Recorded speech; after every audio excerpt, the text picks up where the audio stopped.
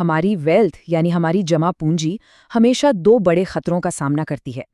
एक तो अचानक आने वाली लाइफ इमरजेंसीज और दूसरा धीरे धीरे वेल्थ को अंदर से खोखला करने वाली महंगाई। आज के इस एक्सप्लेनर में हम इन दोनों दुश्मनों को काउंटर करने की एक बेहद सॉलिड स्ट्रैटेजी बनाएंगे। तो आज का रोड मैप बड़ा सिंपल है।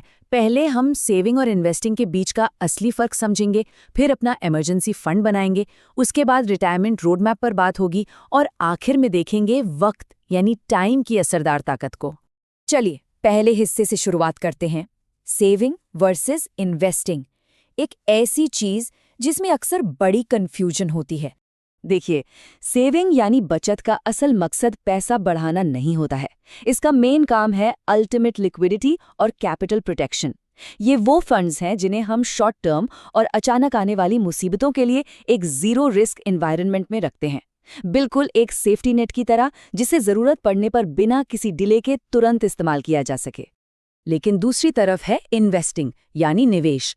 इसका प्राइमरी फोकस बिल्कुल अलग है, लंबी अवधि में परचेजिंग पावर को मेंटेन रखना और महंगाई यानी इन्फ्लेशन को पछाड़ना।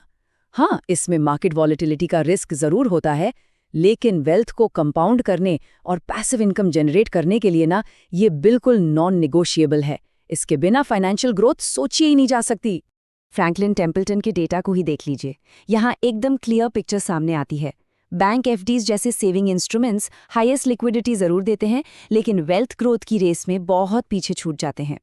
वहीं दूसरी तरफ म्यूचुअल फंड्स और इक्विटीज शुरू में थोड़े ऊपर नीचे जरूर होते हैं, पर लॉन्ग टर्म कंपाउंडिंग का जो बड़ा फायदा देते हैं वो वाकई कमाल का होता है। अब आते हैं रोड मैप के दूसरे हिस्से पर, बिल्डिंग दी इमरजेंसी फंड, हमारा अपना पर्सनल फाइनेंशियल शॉक एब्जॉर्बर। एक सॉलिड इमरजेंसी फंड बनाने का प्रोसेस बस 4 सिंपल स्टेप्स में बटा हुआ है। पहला, महीने के एकदम जरूरी खर्चों को कैलकुलेट करना। दूसरा, उन्हें जरूरत के महीनों से मल्टीप्लाई करना। तीसरा, अपना गोल अमाउंट तय करना। और चौथा, बस एक रियलिस्टिक शुरुआत कर देना। एग्जाम्पल के लिए, अगर महीने का बेसिक खर्चा 25,000 रुपए है तो 6 महीने का टारगेट क्लियर कट 1.5 लाख रुपए बन जाता है ना सिंपल? पर सवाल ये उठता है कि आखिर कितने महीनों का टारगेट रखना चाहिए? इसके लिए द 369 रूल सबसे बेस्ट काम करता है। अगर कोई सिंगल है तो कम से कम 3 महीने के खर्चे बचाना काफी होता है, लेकिन अगर डिपेंडेंट्स या फैमिली मेंबर्स हैं तो 6 महीने का फंड एक बड़ा सॉलिड गोल है। और हाँ, अगर इनकम थोड़ी अनस्टेबल है या कोई फ्रीलांसिंग करता है तो 9 से 12 महीने तक का बफर रखना सबसे सेफ अप्रोच मानी जाती है। वैसे सिर्फ अमाउंट तय करना काफी नहीं है, इन फंड्स का सही जगह पर होना उतना ही जरूरी है। यहाँ एक 35-65 स्प्लिट का रूल बेहतरीन काम करता है। लगभग 35% फंड्स सेविंग्स अकाउंट या स्वीप इन एफडीज में होने चाहिए, जहां से कैश एकदम इंस्टेंट एक्सेस हो सके। बाकी बचे 65% को लिक्विड म्यूचुअल फंड्स में पार्क किया जा सकता है। ये लो रिस्क के साथ साथ एफडीज से थोड़े बेहतर और टैक्स एफिशिएंट रिटर्न्स दे देते हैं। अब बढ़ते हैं तीसरे और बहुत ही अहम हिस्से की तरफ, द रिटायरमेंट रोड मैप। अपने भविष्य को आज ही सुरक्षित करना। यहाँ एक बड़ा सवाल खड़ा होता है, कोई 30 साल तक अपनी परचेजिंग पावर को आखिर कैसे बचा सकता है? स्वास्थ्य का इन्वेस्टमार्ट का ये डेटा इन्फ्लेशन के रियल इम्पैक्ट को बिल्कुल आईने की तरह दिखाता है। सोचिए, अगर आज महीने का जरूरी खर्चा 50,000 रुपए है तो लगभग 3 दशक बाद सिर्फ इन्फ्लेशन के असर से वही सेम लाइफस्टाइल मेंटेन करने के लिए हर महीने 2 लाख रुपए से ज्यादा की जरूरत पड़ेगी। तो टोटल कितना पैसा चाहिए होगा? 6 करोड़ रुपए। सुनकर थोड़ा अजीब लग सकता है, पर आगे चलकर इस मैसिव टारगेट कॉर्पस की जरूरत पड़ने ही वाली है। अगर पोस्ट रिटायरमेंट जिंदगी को लगभग 25 साल का माना जाए और साल का खर्चा 24 लाख हो, तो महंगाई के चलते इस आंकड़े तक पहुंचना कोई ऐशो आराम नहीं, बल्कि सर्वाइवल की एक बेसिक जरूरत बन जाएगा। इस लेवल की वेल्थ को जमा करने के लिए एक वेल बैलेंस्ड पोर्टफोलियो बेहद जरूरी है, जिसमें हर अलग टूल का अपना एक खास रोल हो।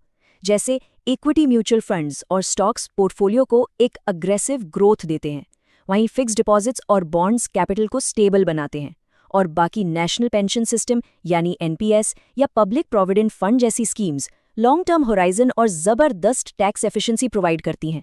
एकदम परफेक्ट मिक्स। और अब आते हैं एक्सप्लेनर के आखिरी और सबसे जबरदस्त हिस्से पर, वक्त की ताकत, कंपाउंडिंग का अल्टीमेट एक्सेलरेटर। वक्त हमारे पोर्टफोलियो पर कैसा जादू करता है, इसे रोहित की कहानी से बहुत आसानी से समझा जा सकता है। मान लीजिए रोहित 28 साल की उम्र में हर महीने 15,000 रुपए की एसआईपी शुरू करता है, तो वक्त के साथ वो 5 करोड़ के मैसिव आंकड़े को छू लेगा। लेकिन क्या हो अगर वही सेम इन्वेस्टमेंट वो बस 10 साल डिले करके 38 की उम्र में शुरू करे? तो फाइनल कॉर्पस में एक इतना बड़ा ड्रॉप आएगा जिसे रिकवर करना लगभग नामुमकिन होगा। वक्त सच में सबसे कीमती एसेट है। रिटर्न्स में एक छोटा सा परसेंटेज डिफरेंस भी वक्त के साथ कितना बड़ा वेल्थ गैप बना देता है, उसके फिगर्स सच में हैरान करने वाले हैं। मनन का केस देखते हैं, जो हर महीने 20,000 रुपए इन्वेस्ट करता है। अगर ये अमाउंट बैंक डिपॉजिट्स में 4% पर रखा जाए तो 10 साल बाद लगभग 29.5 लाख रुपए बनेंगे। पर अगर वही सेम अमाउंट इक्विटी फंड्स में 11% रिटर्न के साथ ग्रो करे तो वो ऑलमोस्ट 44 लाख रुपए हो जाता है। यही है कंपाउंडिंग का असली पावर। तो इस पूरी चर्चा का निचोड़ इस एक छोटी सी लाइन में छिपा है। बचत और निवेश दो बिल्कुल अलग कॉन्सेप्ट हैं, जो मिलकर आर्थिक भविष्य सिक्योर करते हैं। सिर्फ सेविंग करके ये सोचना कि इन्फ्लेशन बीट हो जाएगा एक हारने वाली बाजी है, और बिना किसी सेफ्टी नेट के सीधा इन्वेस्टिंग में कूद जाना बस अननेसेसरी रिस्क लेना है। इन दोनों का एक सही बैलेंस ही सबसे सॉलिड फाइनेंशियल स्ट्रेटजी है। अब आखिर में एक बड़ा सवाल छोड़कर जाते हैं, क्या आज फाउंडेशन बनाने का दिन है या फ्यूचर की इस सबसे बड़ी जरूरत को एक बार फिर कल पर टाल दिया जाएगा? आर्थिक रोड मैप डिजाइन करने का सबसे बेहतरीन वक्त हमेशा और हमेशा आज ही होता है।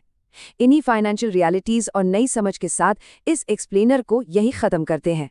समझदारी से प्लान बनाइए और आने वाले कल को पूरी तरह सिक्योर कीजिए।